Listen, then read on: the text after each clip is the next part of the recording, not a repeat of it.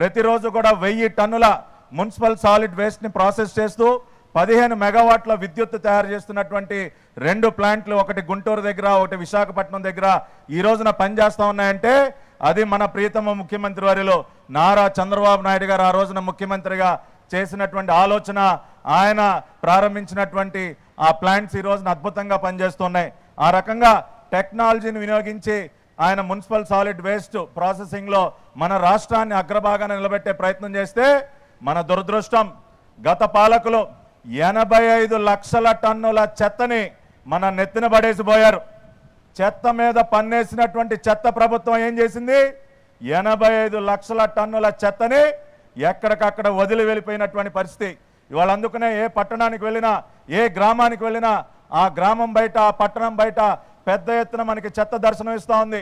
రాష్ట్ర ముఖ్యమంత్రిగా చంద్రబాబు నాయుడు గారు బాధ్యతలు స్వీకరించిన తర్వాత స్వచ్ఛాంధ్ర కార్పొరేషన్కి, అదేవిధంగా మున్సిపల్ శాఖకి ఆయన ఇచ్చినటువంటి మొట్టమొదటి ఆదేశం ముందుగా ఆ 85 లక్షల టన్నుల చెత్త, గత ప్రభుత్వం వదిలి వెళ్ళినటువంటి చెత్తని క్లియర్ చేయండి. ఈ గాంధీ జయంతి నాటికి పాత చెత్త ఎక్కడా కూడా రాష్ట్రంలో కనపడటానికి వీల్లేదు అని చెప్పి ఆయన ఒక టార్గెట్ని ఇవ్వటం ఈ రోజున స్వచ్ఛాంధ్ర కార్పొరేషన్, మున్సిపల్ శాఖ మరి వారు ఇచ్చినటువంటి టార్గెట్కి అనుగుణంగా కూడా మేము పనిచేస్తున్నాం. అంతేకాకుండా దేశంలో, ప్రపంచంలో ఉన్నటువంటి బెస్ట్ ప్రాక్టీసెస్ ఎప్పుడు కూడా చంద్రబాబు నాయుడు గారు ఒకటే మాట చెప్తారు, మీరు బెస్ట్ ప్రాక్టీసెస్ని అధ్యయనం చేయండి, వాటికంటే బెటర్గా మన రాష్ట్రంలో ఏం చేయొచ్చో మీరు అవి అమలు చేయాలని కూడా చెప్తూ ఉంటారు. అందుకనే ఇప్పటికే దాదాపు 8-9 ప్రధాన నగరాలు పర్యటించి బెస్ట్ ప్రాక్టీసెస్ అన్నింటిని కూడా స్టడీ చేశాం.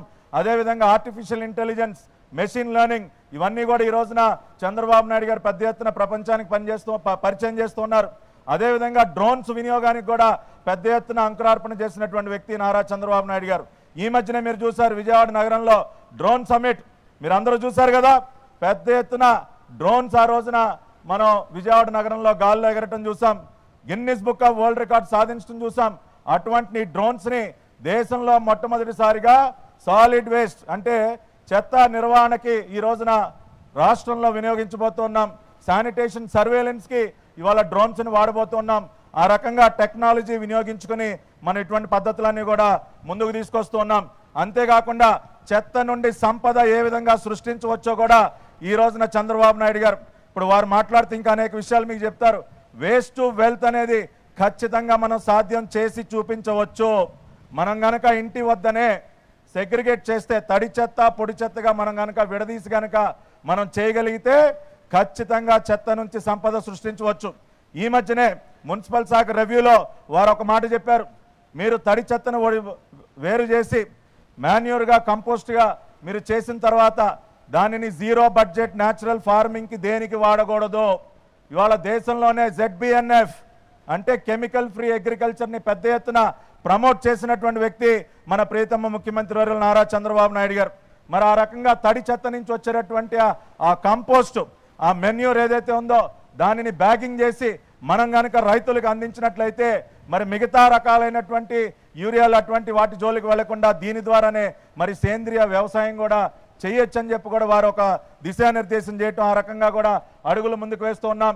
అదేవిధంగా పొడి చెత్త నుంచి కూడా మెటీరియల్ రికవరీ ఫెసిలిటీస్ని పెద్ద ఎత్తున ఏర్పాటు చేయమని చెప్పి వారు ఆదేశించడం, ఆ రకంగా డ్రై వేస్ట్ నుంచి కూడా రీసైక్లబుల్స్ అన్నీ కూడా వేరు చేసి దాని ద్వారా కూడా మనం ఆదాయం సమకూర్చుకోవచ్చు. ఆ రకంగా చెత్త నుంచి సంపద సృష్టించే కార్యక్రమానికి పెద్ద ఎత్తున ఈ రోజున రాష్ట్రంలో శ్రీకారం చుట్టబోతున్నాం. ఇక చివరగా సమయం తక్కువగా ఉంది కాబట్టి చివరగా ఒక మాట, వారు ఈ కార్యక్రమం ఏదైతే ఉందో స్వర్ణాంధ్ర, స్వచ్ఛాంధ్ర అనేది దాన్ని ఒక ప్రజా ఉద్యమంగా మార్చండి, దీనిని ఒక క్యాంపెయిన్ మోడ్లోకి తీసుకెళ్ళండి. స్వచ్ఛాంధ్ర అనేది కేవలం ఒక నినాదంగానే కాదు, అది ఒక జీవన విధానంగా మారాలి, అది ఒక స్లోగన్కే పరిమితం కాకూడదు అని చెప్పి చంద్రబాబు నాయుడు గారు వారు దిశానిర్దేశం చేయడం జరిగింది. ఖచ్చితంగా